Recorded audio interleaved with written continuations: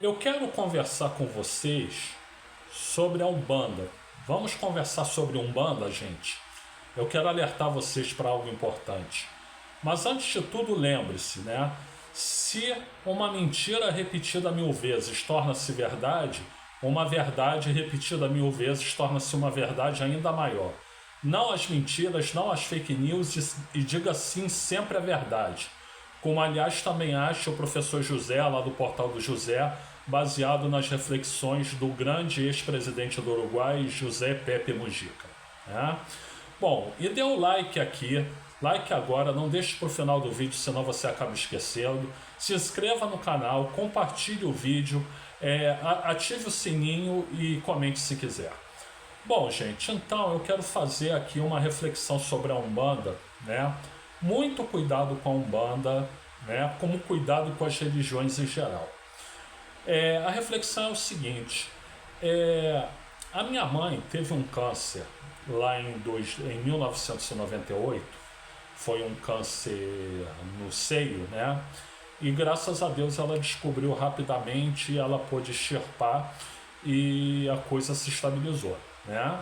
Só que uns 5 anos depois, lá em 2003, né, se eu não me engano, ela teve um câncer no útero, né? E esse câncer do útero foi tratado clinicamente e também foi tratado espiritualmente. A gente foi num centro muito conhecido no Rio de Janeiro, de Umbanda, chamado Tupiara, né? E minha mãe fez uma cirurgia espiritual lá, né? Bom, minha mãe ficou curada do câncer do útero, né? A gente não sabe atribuir se ao tratamento convencional ou se à operação espiritual do Tupiara, mas eu acredito que foi a operação espiritual do Tupiara, tá? Então, ponto para a Umbanda aqui. Só que eu quero alertar de uma outra situação que envolve a Umbanda, que aí assim envolve a mim e que foi terrível, foi péssima, né? Por quê? Eu andei frequentando um terreiro de Umbanda, um terreiro sério, tá? Eu, na época, estava um pouco aborrecido com o espiritismo, né? O que eu chamo de espiritismo é a doutrina do Allan Kardec, né? Que eu sou espírita, né? Mas na época eu estava um pouco aborrecido com o espiritismo e resolvi passar a frequentar cultos de Umbanda, né? Depois, em função do que aconteceu, eu acabei desistindo e voltei para o espiritismo, né? Bom, mas então, o que aconteceu? Eu era casado, me separei da minha esposa, então uma separação por si só já é dolorosa. Ela era de Curitiba e ela voltou para Curitiba. E logo depois eu conheci uma moça. E a gente se identificou tanto, que ambos diziam um estar apaixonado pelo outro, né? Só que eu estava apaixonado por ela, mas ela não estava apaixonada por mim. Mas dizia que estava, né? É por isso que eu falo, palavras o vento leva, você mostra que ama com atitudes, né? Mas então, ela me correspondia, estava tudo bem entre nós, de repente ela sumiu, desapareceu do mapa e não me disse por quê. Não me deu uma satisfação. Depois de ter dito que comigo encontrou a felicidade, que estava louca para viver ao meu lado, de agradecer por eu ter entrado na vida dela, de falar um monte de coisas, né? Um monte de coisas amorosas, ela some e não me diz nada. Bom, gente, eu entrei em parafuso. Eu fiquei... Eu posso dizer, gente, naquele momento eu fiquei surtado. Absolutamente surtado, né? E eu frequentando lá o centro de Umbanda, né, onde um caboclo me atendia, eu fui conversar com o caboclo. Esse caboclo não era a entidade que eu conversava normalmente, mas a pessoa que incorporava a entidade que eu conversava estava doente, então eu fui conversar com esse caboclo, né?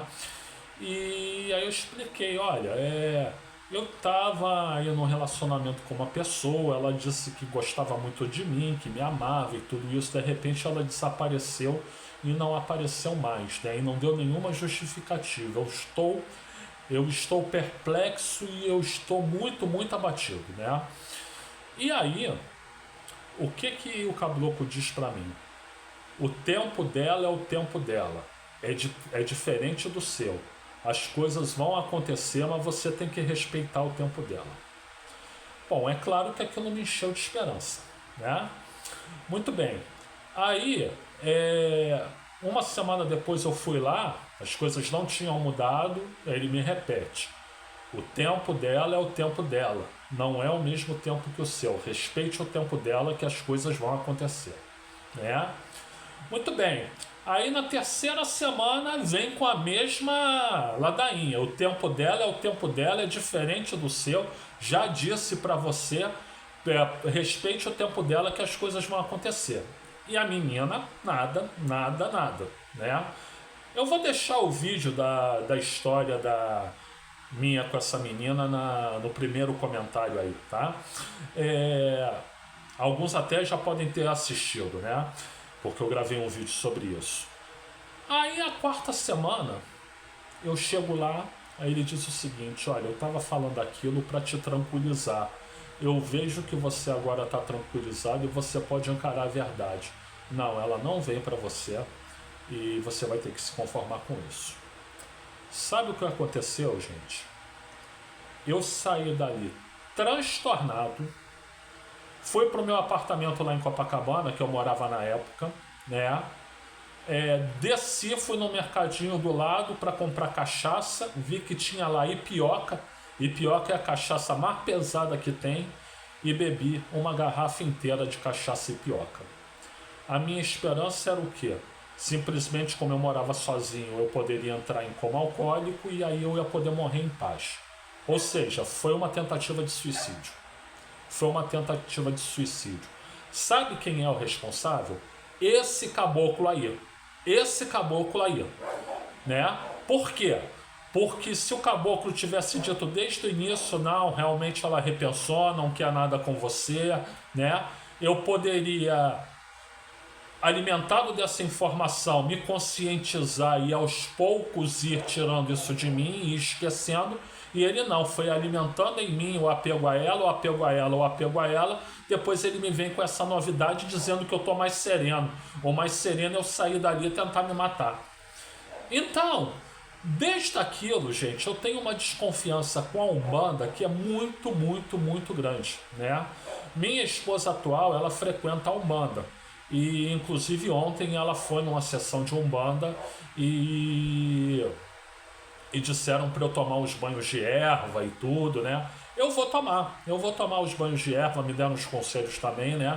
Mas que eu tenho pé atrás com a Umbanda, eu quase nunca mais fui num centro de Umbanda por conta disso, também é verdade. Então tome muito cuidado com o centro de Umbanda que você vai, com a entidade que você fala e tudo isso, né?